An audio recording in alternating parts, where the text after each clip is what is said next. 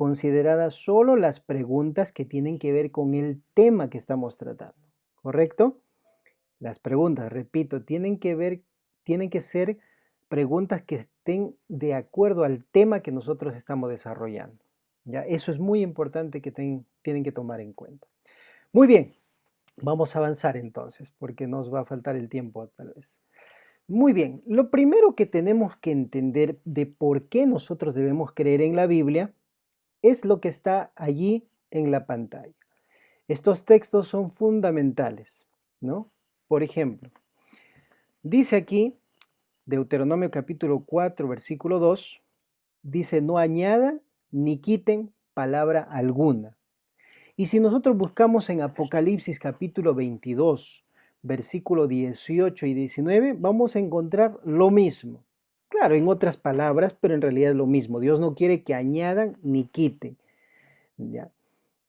Otro versículo que encontramos con ese mismo principio es el libro de Proverbios capítulo 30, versículos 5 y 6. Yo quiero decirles que ustedes busquen si es muy necesario para ustedes, busquen su Biblia o anótenlos en un cuadernito para que no se pierdan del tema.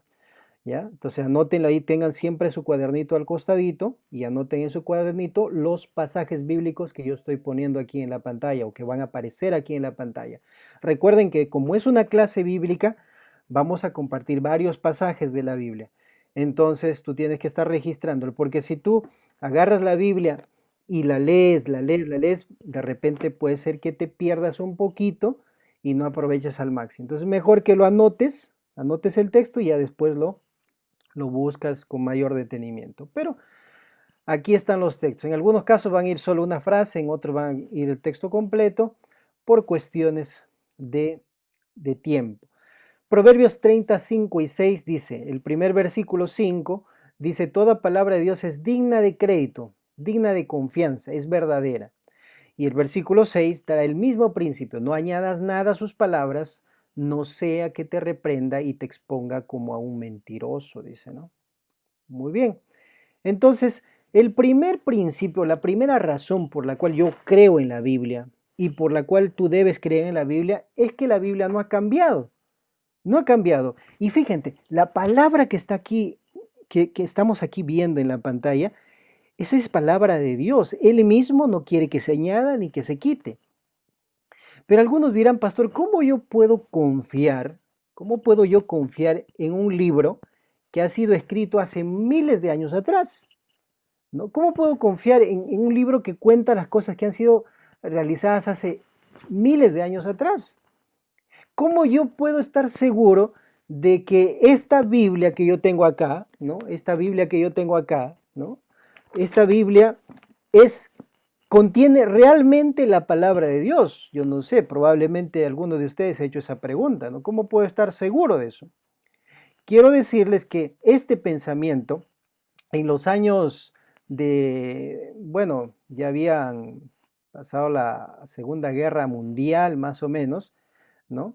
Y los eruditos bíblicos, es decir, los estudiosos de la Biblia, las personas que hablaban de la Biblia, daban seminarios de la Biblia, lo mismo que yo estoy haciendo ahora, como que tenían un poco de temor de hablar de esto, ¿no? O mejor dicho, de darle una respuesta cierta a lo que estamos hablando aquí. ¿Cómo es posible que se haya mantenido fiel la palabra de Dios, no haya cambiado nada, ¿no?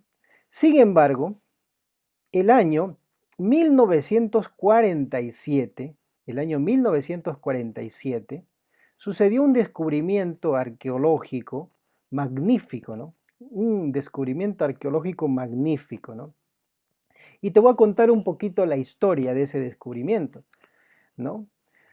Dicen que una de las ovejitas de unos pastores beduinos se desvió del rumbo y entró en una de las cuevas que tú estás viendo ahí, ¿no? Yo estoy detrás o adelante, ¿no? Como lo quieras ver, de, de esas cuevas. Fíjate, ahí hay cuevitas, ¿eh? Hay cuevas ahí. Esas son las cuevas del Qumran, ¿ya? Las cuevas del Qumran, ¿ya? Entonces, una ovejita se desvió del rumbo y entró en una de esas cuevas. Entonces, uno de estos pastores, ¿qué cosa es lo que hace? Estamos hablando del año 1947, es decir, hasta el año 1947 no se tenía completa certeza. Bueno, los cristianos sí creían, bueno, yo todavía no había nacido, por eso no digo creíamos, pero los cristianos creían que la Biblia pues era fidedigna, pero habían ciertas dudas y mayor debate a si realmente los rollos antiguos de las épocas de los profetas se habían mantenido, por lo menos la escritura se había mantenido fiel, ¿no? Entonces habían ciertas dudas, pero ese día, en ese año 1947, ¿no? Esta ovejita entró y uno de esos pastorcitos beduinos, ¿no? Comenzó a buscar a su ovejita y entonces comenzó a tirarle piedra a las cuevas, ¿no? Para ver si estaba. Y entonces, tirando la piedra, ¿no? Para sacar a su ovejita, ¿no? Para que salga la oveja porque tenía miedo de ingresar. Entonces, cuando tira la piedra, escucha que se rompe algo, como que se rompen vasijas, ¿no? Vasijas, esas vasijas no sé si ustedes alguna vez han visto las ollitas de barro. No sé si se les ha roto las ollitas de barro. Dicen que ahí eh, tostar canchita es delicioso, dicen, ¿no? Y hay algunos que hacen arrocito en olla de barro, ¿no? De repente los que conocen o los que han cocinado ahí alguna vez la han roto y más o menos ya saben el sonido. Esas vasijas de barro se rompieron cuando este pastor tiró la piedra y entonces él rápidamente, ¿qué pensó? Oh, uy, ¿qué será? De repente hay un tesoro escondido ahí adentro, así que entró allí y entonces, perdón, antes de entrar, él fue a su casa a comunicarle a su padre, ¿no? Y le dijo, papá, mira, algo ha sonado y he tirado las piedras. Y fueron todos ahí, bueno, los otros pastores, el papá, fueron y descubrieron que en esa cueva había algo mucho más valioso que todas las riquezas de la antigüedad, ¿no? Porque allí, ese lugar estaba en las playas del Mar Muerto, allí ese año de 1947 se descubrieron los rollos del Mar Muerto. Esas vasijas de arcilla que estaban ahí en la cueva y que se habían roto, contenían, ¿qué cosa? Contenían manuscritos bíblicos, pero estos manuscritos bíblicos eran más antiguos de los manuscritos que se utilizaban y que se utilizaron para traducir la Biblia, para tener esta Biblia que nosotros tenemos aquí. Entonces, ahora los arqueólogos, los estudiosos, los eruditos, los teólogos comenzaron, yo me imagino, a frotarse las manos, ¿no? A frotarse las manos y a decir, wow, aquí vamos a ver si realmente la Biblia es verdadera, porque estos rollos son más antiguos. Entonces ahora vamos a comprobar realmente si lo que está diciendo la Biblia o las traducciones de estos tiempos son las mismas que las de antes. ¿Y qué creen, queridos amigos? ¿No? Estos rollos que se encontraron habían sido escritos por la comunidad de Qumran, por eso se le llama rollos de Qumran, ¿no? ¿No? Entonces, habían sido escritos por la comunidad de Qumran. Y sabes, estos rollos habían sido escritos aproximadamente 150 años antes de Cristo. O sea, te voy a explicar, los manuscritos que se utilizaban, ¿no? La diferencia de tiempo con los manuscritos que descubrieron era de 1000 años, hermanos. Cerca de 1000 años de antigüedad. O sea, los rollos que se encontraron en esas cuevas que tú estás viendo ahí en la pantalla, esos rollos tenían 1000 años de antigüedad en comparación a los rollos que se estaba usando en esos tiempos.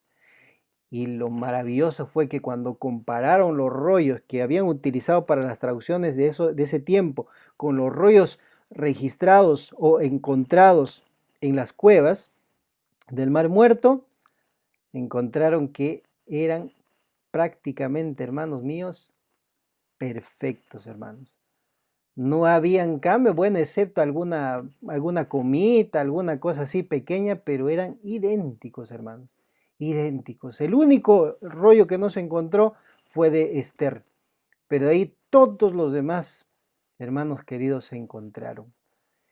¿Sabes quiénes copiaron eso? Unos hombres llamados esenios. Estos esenios se dedicaron, hermano, en ese tiempo, pues hermano, hermana, no existía la fotocopiadora. En ese tiempo, ¿cómo hacían las copias? ¿Cómo hacían? Todas las copias, hermanos, a mano las hacían, ¿no? A mano. Estos esenios se dedicaban horas de horas a copiar la Biblia a mano para asegurar la precisión.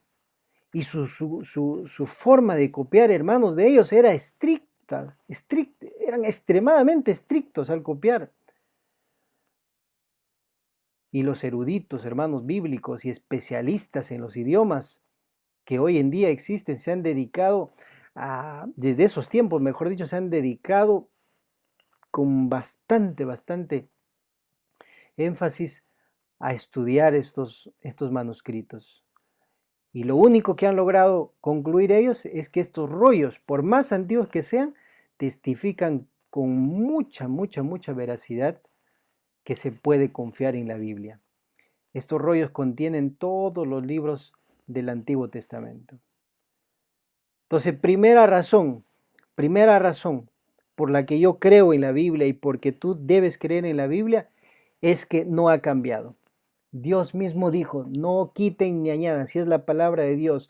El mismo Señor dijo, no se secará la hierba, se marchitará la flor, pero la palabra de Dios permanece para siempre. Si es la palabra de Dios, va a permanecer para siempre y la historia lo corrobora, la arqueología lo corrobora, como hemos visto en este momento. Muy bien, entonces la primera razón es esa, ¿ya? La segunda razón por la que yo creo en la Biblia. Fíjate, la Biblia fue escrito por casi 40 autores. 40 autores escribieron la Biblia. Ahora, ¿por qué? Tú dirás, ¿por qué? Esa es una razón para creer en la Biblia. Ahora te voy a explicar. Miren, la Biblia fue escrita aproximadamente un periodo de 1600 años. Puede variar unos cuantos años, pero más o menos en un periodo de 1600 años fue escrita la Biblia. Y estos 40 autores, obviamente, que muchos de ellos no se conocieron entre sí. No se conocieron. Por ejemplo, a ver, Daniel nunca conoció a Juan, ¿no? Daniel escribe, bueno, el libro de Daniel y Juan escribe el libro de Apocalipsis. Pero Daniel y Apocalipsis, queridos amigos, se complementa de una manera excelente, de una manera perfecta. Daniel y Apocalipsis. Entonces, aquí encontramos una razón más para creer en la Biblia, ¿no? Por más que ellos vivieron en diferentes lugares, por más que ellos hablaban diferentes idiomas, por más que ellos habían venido de diferentes culturas, todos, queridos amigos, escribieron de una manera que enfatizó el plan de nuestro Dios para la raza humana. No hay contradicción en ninguno de los temas principales de la Biblia. Hay una unidad de pensamiento y esto solamente puede haber sucedido por la inspiración del Espíritu Santo. No hay otra forma de explicar para que digan lo mismo aquí y allá. Hay una unidad de pensamiento en toda la Biblia. Hay una unidad de propósito en todas las páginas de la Biblia. La Biblia refleja el plan de Dios, el pensamiento de Dios, la voluntad de Dios y la registran estos 40 autores, aunque muchos, como te dije hace un momento, ni siquiera se conocieron. Sabes que en la Biblia existen en casi 3000 pasajes, no, ahí la frase que dice, y dijo Dios, o el Señor habló, porque todos esos escritores creían que era inspirado por Dios la palabra. Y cuando nosotros vemos los descubrimientos arqueológicos, vemos que las profecías bíblicas, queridos amigos, se han cumplido a perfección, a cabalidad, ¿no? Lamentablemente en una hora no se puede explicar todas estas cosas, pero esa es la segunda razón por la cual yo creo que y confío en la Biblia, en la palabra de Dios. Muy bien, vamos a avanzar. Otra razón más por la que yo creo en la palabra de Dios, ¿no? La Biblia es creíble por sus profecías cumplidas. Y yo voy a describir algunas profecías que yo he podido sacar, porque habrían más que yo podría sacar, pero desde mi punto de vista, y quiero decirte que yo estoy compartiendo lo que a mí más me impacta de lo que estoy hablando en este momento, ¿no? De lo que a mí me ha hecho ser un ferviente creyente de la palabra de Dios. Yo quiero hacer un paréntesis aquí y decirte, yo no soy cristiano, ni creo en la Biblia, porque mi papá y mi mamá me enseñó. Yo quiero decirte que desde muy pequeño yo he sido analítico, he sido muy, muy observador y no siempre me he dejado llevar por lo que me dice alguien. Y si tú eres uno de esos, te felicito. Por eso te estoy diciendo que anotes los textos que yo te estoy diciendo para que tú después los estudies, los corrobores bien. Pero yo soy cristiano y creo en la Biblia por convicción personal, porque yo al leer la Biblia y al leer la historia y al ver la historia, ver el desarrollo de la Biblia, el cumplimiento de las profecías bíblicas, pues uno lo único que tiene que hacer es alabar a Dios y decir qué magnífico Dios que tenemos, que conoce el fin desde el principio. Y Daniel 2, y ahí está justamente la figura ahí en la pantalla, ¿no? Daniel 2, ¿qué nos enseña Daniel 2? Está ahí el futuro revelado. En ese sueño, y esto es interesante, ¿no? Déjame contarte un poquito porque a mí me emociona cuando hablo de este sueño. ¿Por qué razón? Porque fíjate, dice la Biblia, te voy a contar la historia, tú puedes leerlo eso en Daniel capítulo 2, pero te voy a contar rápido la historia. Dice la Biblia que Nabucodonosor, que era rey de Babilonia, un pagano, un rey fiestero, un rey que comía lo que no se debía comer según la palabra de Dios, en fin, un rey que le gustaba la fiesta, bueno, en fin, un rey pagano. A este rey Dios le da un sueño. Y en ese sueño, este hombre, en ese sueño, tiene la visión de esa estatua que está ahí, que estás viendo ahí, ¿no? Voy a ponerme un costadito para que veas la piedrita también, ¿no? Allí. Ahora, él tiene un sueño, que Dios le da el sueño, no estoy hablando mal, él no tiene un sueño, Dios le da un sueño a él. Hay que corregir eso, él no tiene el sueño, Dios le da el sueño. Pero a la vez, Dios hace que se olvide, ¿ya? Dios hace que se olvide. Yo creo eso, porque dice la Biblia que él se olvidó, él se olvidó. Y ahora él comienza a buscar las formas de cómo interpretar ese sueño. Y sabes, dicen los estudiosos, los teólogos, los eruditos, dicen que en Babilonia el panteón babilónico de dioses tenía aproximadamente 5000. Había Dios para cada cosa. Y saben, uno de los dioses de Nabucodonosor o de los babilonios se enojaba cuando ellos se olvidaban su sueño. Yo no sé si ustedes sabían eso, pero se olvidaba. Si se olvidaba el sueño, era porque tu Dios estaba enojado. Uno de tus dioses estaba enojado. Ahora entonces pueden entender ustedes por qué Nabucodonosor estaba como loco buscando la interpretación y que le cuenten qué había soñado, porque él como rey estaba preocupado, su Dios estaba enojado con él, pues. Y entonces por eso que comienza a buscar, no, ¿quién le cuenta sueño? ¿Quién le interpreta? Y comienza a llamar de aquí para allá, al punto de amenazar de muerte. ¿Por qué crees tú? Porque creía que su Dios estaba enojado con él, que se decían las creencias. Y entonces en ese momento aparece Daniel, Daniel, y le dice, yo no te voy a revelar, te lo va a revelar Dios. Y comienza a describir, ¿no? La cabeza eres tú, oh rey, le dice, ¿no? Estoy contándote la historia, ¿no? Tú puedes leerla en la Biblia con mayor detalle. Estoy contando la historia, ¿no? La cabeza eres tú, oh rey, es Babilonia. Pero después de ti, oh rey, ¿no? Vendrá otro reino. Vendrán los medos y los persas. Eso era lo que es el pecho y los brazos de plata, ¿no? Pero después de los medos y los persas, vendrán ese vientre y muslos de bronce, es Grecia. Grecia conquistará. Y después de Grecia, del vientre y los muslos de bronce, vendrá el hierro, y ese será el reino o la nación romana. Y finalmente, oh rey, después de ellos se dividirán. ¿Por qué? Porque ahí los dedos, los 10 dedos se dividirá en 10 reinos, ¿no?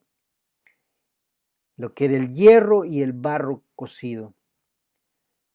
Ahora, cuando uno va a la historia, cuando uno revisa la historia, yo sé que ustedes han estudiado historia universal, va a encontrar que esa sucesión es perfecta. Después de Babilonia entran los medos y los persas. Después de los medos y los persas entra Grecia con Alejandro Magno. Después entra Roma y después nosotros sabemos que la nación romana se divide en 10 reinos, de los cuales quedan 3. Y en fin, podríamos quedarnos toda la noche hablando de esta profecía de Daniel 2, Daniel capítulo 7, capítulo 9. Y vamos a encontrar ahí la perfección de la historia corroborando, perdón, la perfección de la palabra corroborado por la historia. Qué tremendo. Profecías cumplidas, sucesión de reinos. ¿Y qué simboliza esta piedrita que está ahí que está cayendo y va a destruir esa? Dice Daniel ahí, explica que vendrá un reino cual nunca será destruido. En la venida de Jesús para establecer su reino. Si yo he visto ya que se ha desarrollado desde la cabeza, pasando por el pecho y los brazos, cada reino ha ido cayendo y se ha cumplido a la perfección, dime tú cómo no voy a creer que va a venir un reino. Dime tú cómo no voy a creer que va a venir ahí Dios si la misma palabra ha dicho antes que sucedan las cosas y que se han cumplido. ¿Cómo no voy a creer lo que va a cumplir lo que se va a cumplir más adelante? San Mateo 24, si lees tu Biblia en San Mateo 24, anótalo ahí, pero lee en tu Biblia, ahí habla de lo que va a suceder previo a la venida del Señor, las señales, guerras, rumores de guerras. Y no solamente se refiere a las guerras esas con bombas, con tanques, guerras bélicas, sino que también se está refiriendo a las guerras civiles que hoy día existen aquí, protestas, personas, la política que se enfrentan, guerras entre personas, guerras, rumores de guerras. ¿Qué más dice? Falsos profetas. Hoy día en la tierra, ¿sabes cuántas denominaciones religiosas cristianas dicen que son la verdadera? Más de 30.000 denominaciones religiosas cristianas. Y tal vez que han aparecido más todavía. Pero más de 30.000 que dicen que esta es la palabra de Dios. Y que es la religión verdadera. O sea, hay una sola Biblia y más de 30.000 denominaciones religiosas que creen que creen que su iglesia es la verdadera. Falsos profetas que la Biblia dice engañarán incluso aún a los escogidos. San Mateo 24 habla de pestes. Pestes quiere decir esas enfermedades que no curan, que no se curan, esas enfermedades que atacan a muchas personas. Hoy día estamos viviendo una de esas enfermedades que, según dice las noticias, ha venido a quedarse aquí en esta tierra. Ha venido a quedarse. Hambres en diferentes lugares. Terremotos. Mira, un día yo quisiera que tú ingreses a Google. Entra ahí, busca en Google. Un día, ahorita no te vas a poner a buscar ahorita porque te vas a perder del tema. Pero un día entra a Google y pon allí, cómo han ido aumentando los terremotos, estadística de terremotos según los años, y te van a aparecer. Vas a encontrar que hace 40 años atrás habían menos terremotos. Fue pasando el tiempo, más terremotos, y ahora hay terremotos, sismos, movimientos telúricos a cada momento, queridos amigos, hermanos. Profecías cumplidas. Pero ¿sabes qué cosa es una de las profecías de Mateo 24 que se está cumpliendo más hoy día? Dice que el amor de muchos se enfriará. El amor se está enfriando en las personas. Otra profecía cumplida. Miren, ahí nosotros encontramos en Isaías capítulo 44 que el Señor anuncia la venida de Ciro. Ahora, si tú te acuerdas, Isaías lo que más está profetizando es la caída de Babilonia. O sea, Ciro ni siquiera había nacido, queridos amigos. Ni siquiera había nacido. Prácticamente Dios estaba dando una profecía 150 años antes de que Ciro sea el rey de Medo-Persia, que ingrese allí a conquistar Babilonia. Ya a la Biblia lo estaba mencionando, Isaías ya lo estaba mencionando 150 años antes. El diluvio, el diluvio, el catastrofismo, no me sale bien la palabra. Catástrofe, viene de catástrofe. Hay evidencias de un diluvio universal. Los arqueólogos, hay cosas que tratan de explicar, ¿no? Pero son sus interpretaciones personales porque hay más evidencias de un diluvio que otra cosa. Entonces, termino con esto. ¿Por qué creo en la Biblia? Otra razón, mejor dicho. Con esta parte termino. Otra razón por la que creo que la Biblia es digna de confianza y por qué creo en ella es por sus profecías cumplidas. Y hay más profecías cumplidas, quiero decirte. Hay muchas más. Ya estamos llegando al final y esta para mí es la más importante. ¿Por qué creo en la Biblia? Creo en la Biblia sobre todo por esto, desde mi punto de vista, desde mi propia experiencia. Yo creo en la Biblia por su poder transformador. ¿Saben? Nunca voy a olvidar, bueno, en realidad tengo muchos testimonios que podría contar, míos y de otros, pero nunca voy a olvidarme de un convertido que se volvió mi amigo. Él se llama Eleodoro Vergara. Él vive en Ate. Bueno, ya hace varios años atrás que lo conocí, el 2015 lo conocí a él, ¿no? No, perdón, estoy diciendo mal. El 2009 lo conocí. El 2005 lo conocí. Y él era bebedor, pero era ebrio, era alcohólico. Y a él le gustaban las fiestas, esas fiestas esas donde tomaban hasta quedar pues en el suelo. Fiestas, pero él era todos los viernes en la noche. Aquí hay un lugar que se llama Ate Vitarte y había ahí un local se llamaba Paraíso.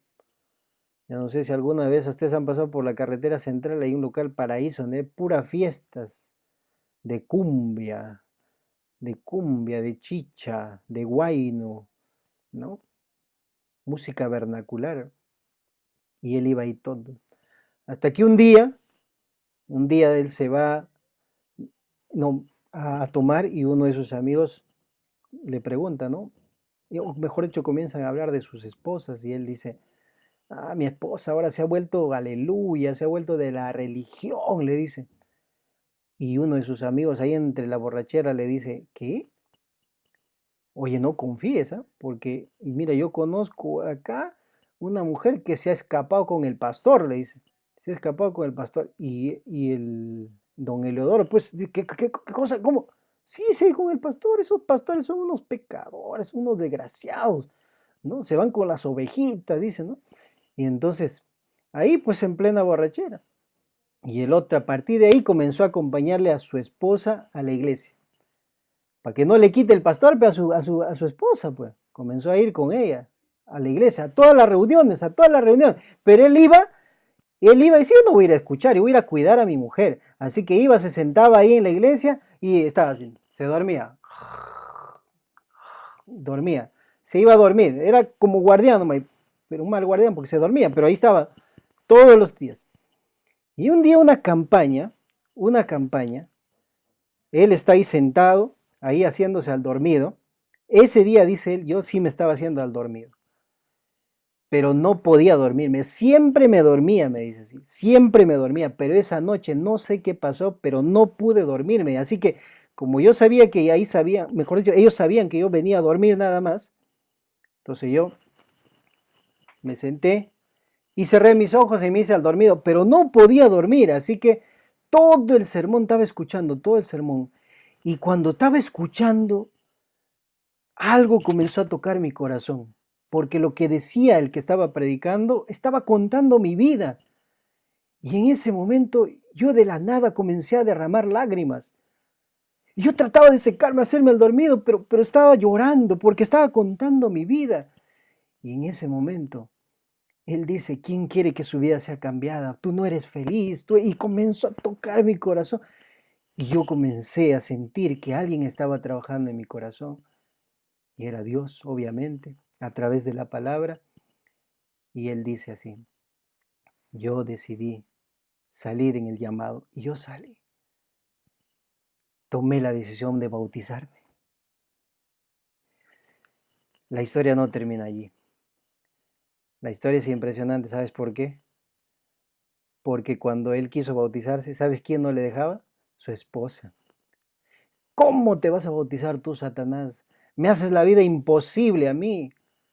No, ahora te vas a bautizar. Y fue a hablar con el pastor. Pastor, usted no puede bautizarle, este es un borracho. Este es un borracho, me pega. No puede bautizarlo. Y mire, pastor, el bautismo es el sábado, porque él tomó la decisión el jueves, y el día sábado es el bautismo. Pero los viernes él se va a su fiesta. Él se va a su fiesta y se va a ir a su fiesta. Y él el día viernes, orando así como podía, le dijo a Dios, Señor, déjame despedirme. Así me contaba, ¿no? Te estoy contando su experiencia, déjame despedirme porque nunca más voy a volver a tomar. Y esa noche se fue a Pascualillo. Yo no te estoy diciendo que hagas esto, ¿ah? Por si acaso, ¿ah? ¿No? No te despidas del pecado. Pero bueno, él me contó su testimonio, ¿no? Y se fue. Dice que se emborrachó como nunca antes de su vida, que no sabe cómo apareció en su cama, pero apareció en su cama. Y el día sábado a las 11 de la mañana estaba durmiendo en su cama hasta que se despierta y dice, mi bautizo, mi bautizo. Y va, se lava la cara con la ropa que estaba y se va a la iglesia. ¿Y saben quién estaba en la iglesia? En la puerta de la iglesia estaba su esposa. Y le dice, ¿qué? Después de la borrachera piensas que yo voy a dejar que tú te bautices. No, tú eres el diablo, ándate de acá, tú no te vas a bautizar. Y le impide, ¿no?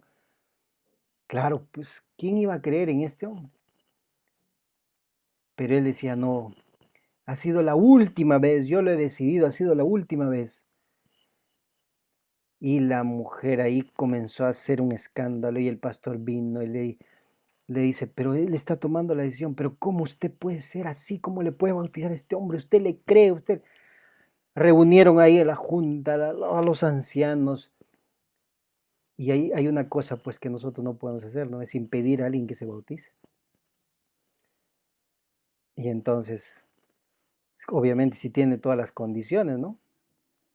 Y profesa arrepentimiento, ¿no? Él estaba profesando arrepentimiento, ¿no? Y en ese momento lo bautizaron. Y nunca me voy a olvidar lo que me dijo Eleodoro. Me dice, pastor, usted no sabe lo que sucedió ese día con mi vida.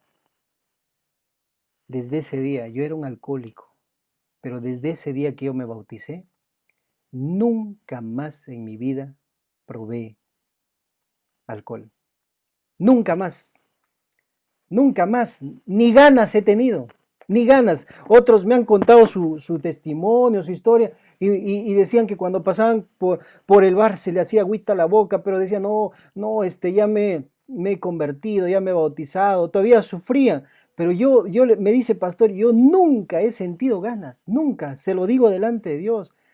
Y cuando yo hablaba con él, él era anciano de iglesia y uno de los hermanos más responsables de iglesia, más dedicados a las cosas de Dios. Yo no podía creer lo que me contaba. Puedo contarte toda la noche y te digo así, con horas de testimonios que Dios me ha dado el privilegio de conocer y cosas que Dios ha hecho en mi propia vida. Por eso es que creo en la Biblia también, por su poder transformador, por su poder transformador.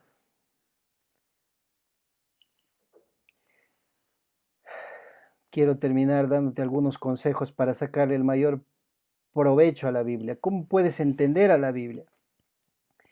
Isaías 28:10 nos ayuda a entender la Biblia porque los pasajes más fáciles se entienden con los pasajes, o mejor dicho, los pasajes más fáciles te ayudan a entender los pasajes más difíciles. Según de Timoteo 3:16 nos indica que nosotros debemos considerar toda la Biblia, no solo una partecita. Ese es un problema de que hoy día existen tantas denominaciones religiosas en el mundo, porque quieren hacer de un pasaje bíblico toda una doctrina. Por ejemplo, la Biblia no dice que el infierno hoy día existe, pero algunos agarraron un pasaje y no lo compararon con todos los demás y hoy día te hablan que existe el infierno, el cielo, pero la Biblia no dice eso. Hay un pasaje que habló porque era una ilustración o algo parecido y ya lo malinterpretan. Y justamente todos esos temas que estoy mencionando aquí así, dando pincelazos, lo vamos a desarrollar acá. Acá vamos a hablar sobre el infierno, acá vamos a hablar sobre el cielo, aquí vamos a hablar sobre el estado de los muertos, aquí vamos a hablar sobre varias cosas que la Biblia nos va a enseñar. Entonces, según de Timoteo nos ayuda a considerar toda la escritura.